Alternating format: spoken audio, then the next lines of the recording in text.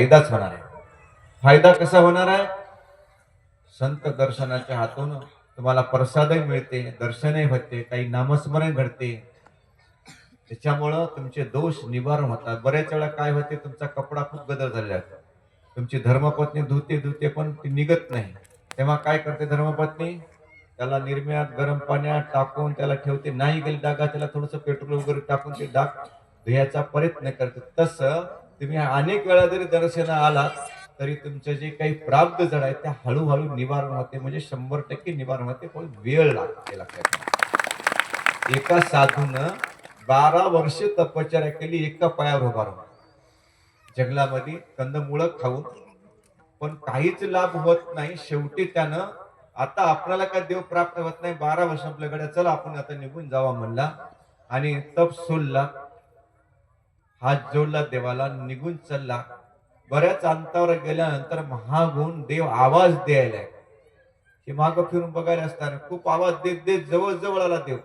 तेव्हा मागं फिरून बघलं तर देव, प्रत्यक्ष देव दिसायला. देवा म्हणते 12 वर्षे पूर्ण झाले तरी तुम्ही आले नाही म्हणते ना, आता तुम्ही प्रसन्न आहे. तर देव सांगतात, अरे म्हणते तू मागं फिरून बघ म्हणते. जेव्हा मागं फिरून बघितलं, जिथं थांबला तिथं एवढे राशीच्या राशी पडल्या. कशाच्या? पापाच्या राशी. तसं आपलं काही प्रारब्ध जड असते, तुम्हाला माहित नसते, तुम्हाला कळत नाही. अरे महाराजांना 10 वाऱ्या सांगितल्या, 11 वाऱ्या सांगितल्या, काही महाराज काहीच आम्हाला गुन्हा होत नाही, काहीच येत नाही. काही लोकांना आले की ताबडतोब यश येते. हे प्रारब्धाचा खेळ आहे. लक्षात ठेवा, आपलं प्रारब्ध आहे म्हणून मनानं खचून जाऊ नका. आम्हाला यश आलं नाही, यश आलं, यश बिलकुल येणार, लक्षात ठेवा. पण श्रद्धा भाव मोठा आहे. औषध तुमच्या श्रद्धेची आहे. तुमची जशी श्रद्धा वाढेल तसं ते औषध तुम्हाला लागू होतं. श्रद्धा डगमगाच असं औषध लागू होत नाही. अमृत जरी दिले तर ते पाणीच होतं. लक्षात घ्या. म्हणून श्रद्धा मोठी आहे. तुम्ही श्रद्धा ठेवा, बरोबर तुम्हाला यश येते. म्हणून तुम्हाला अलग लाभ गेल्या वर्षी झाला. अनेक संतांचं दर्शन करून शिव महापुराण कथा ऐकली, अनेक साधू संतांचं दर्शन झालं. यावर्षी सुद्धा 20 मार्चला होणार आहे. पुन्हाही 7 आणि 8 ला 400 संत, 400च्या वरच होतील. 500 संत उद्या या गोदावरी परिक्रमेत 100 वाहनं आहेत.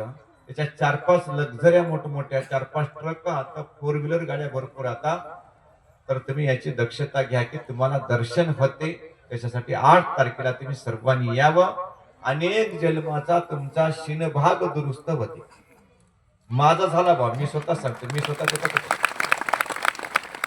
मी तुमच्यातलाच एका शेतकरी कुटुंबातला विद्यार्थी आहो. माझा अलग लाभ झाला. कसा झाला? संत दर्शनात झाला. मी माझ्या घरी याच गावात लहानाचा मोठा झालो. ही जमीन आहे ते आमच्या वडिलोपार्जित 4 पिढ्याची जमीन आहे. येतच लहानाचा मोठा झालो.